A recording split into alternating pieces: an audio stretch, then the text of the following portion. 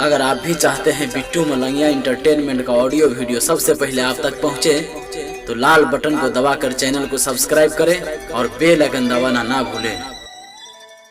Shri Jyoti films and music की प्रस्तुति। अपने सब सुन रहे हैं बिट्टू मलंगिया इंटरटेनमेंट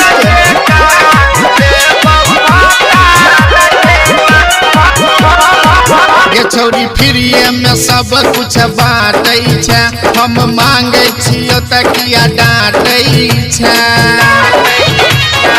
ये सुन छौरी फ्रीए में सब कुछ बाटै छै, हम मांगे छियो त किया डांटै छै। किया करै छै तू गे खेला है रजे का महतो जी का बेटा छियो यार रजे का ले बहु भाता रजे का महतो जी का बेटा छियो यार रजे का ले बहु भाता रजे का। डीजे बिट्टू मलंगिया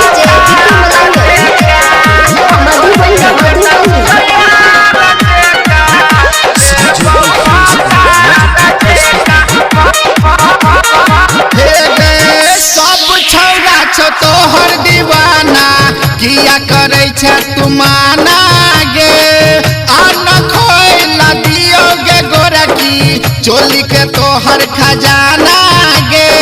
सब छौरा छो तोहर दीवाना किया करे छै तू माना गे अन खोइला दियो गे गोरकी चोली के खजाना गे। करे छै तू गे खेला पसमन जी का बेटा छियो यार रजे का ले बहु भाता रजे का। मंडल जी का बेटा छियो यार रजे का ले बहु भाता रजे का। डीजे बिट्टू मलंगिया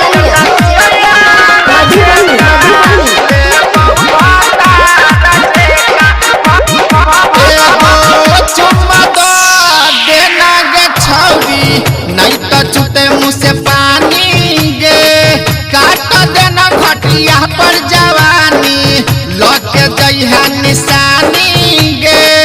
एक चुम्मा दो देना छौरी नहीं तो छूटे मुँह से पानी गे काट देना घटिया पर जवानी लौट के गई है निशानी गे।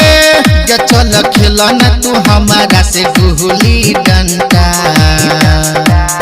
बिके दीवाना छौ छौरिया रजे का ले तो भाता रजे का। शंकरा बछौरा छौ छौरिया रजे का ले तो भाता रजे का। नरेश बछौ छौरी तोहरिया रजे का ले तो भाता रजे का। पवन बछौ छौरी तोहरिया